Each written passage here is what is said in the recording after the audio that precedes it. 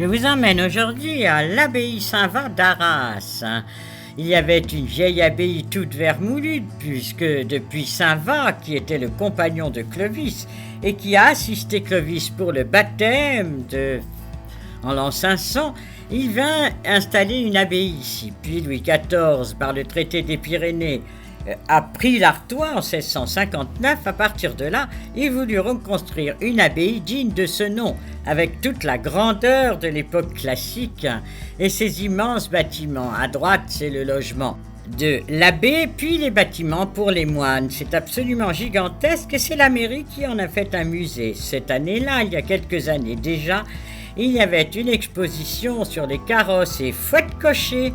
La présentation fut exceptionnelle. Elle commence par le carrosse du Sacre de l'Empereur. Regardez, on est dans le noir et ça met en valeur toutes les dorures et toute la richesse de ce carrosse aux armes de Bonaparte. Les cariatides, les statues de la victoire et au-dessus la couronne, évidemment, il ne fallait pas l'oublier. C'est tiré par 6 chevaux. C'est un des carrosses les plus lourds qui jamais été construit. Vous voyez les chevaux empanachés avec leur panache blanc. Le carrosse absolument énorme et somptueux.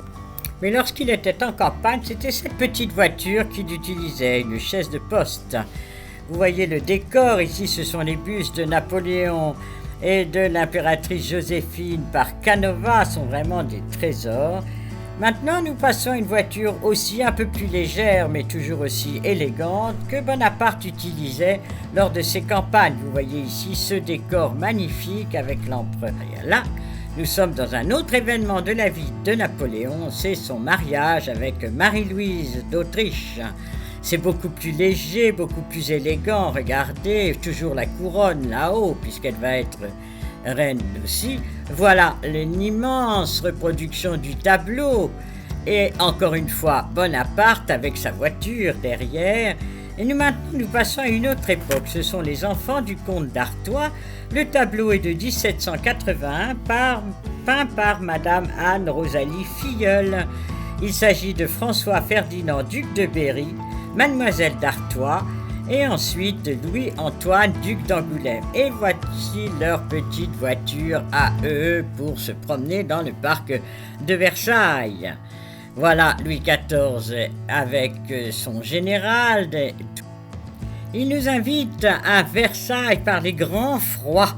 Regardez, le parc est recouvert de neige et ce sont les traîneaux qui étaient utilisés par la cour lorsqu'il faisait très froid. Donc c'est très amusant, c'est absolument ravissant, comme des skis, vous voyez. Et les peintures au dos de ces petits traîneaux est tout à fait remarquable. Toujours à Versailles, les chaises à porteurs dans lesquelles, vous voyez, il y a les 4 bras pour que les hommes puissent porter la personne illustre à l'intérieur. Et là, c'est le carrosse de Louis XV. Et ce carrosse est beaucoup plus bas et vous voyez derrière Louis XV avec son épouse Marie Lexinska qui viennent monter dans ce carrosse. Il y avait aussi, lors de cette exposition, une projection sur le parc de Versailles, mais cette fois-ci avec les attelages actuels, car de temps en temps, il y a des concours d'attelage devant la cour d'honneur du palais de Versailles. Regardez, ces chevaux sont magnifiques, mais c'est tout à fait récent.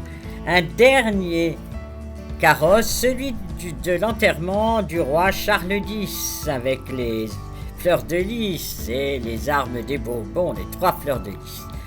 Nous laissons Arras, c'était cette exposition tout à fait exceptionnelle. Je vous dis à bientôt pour un autre lieu magique. Au revoir.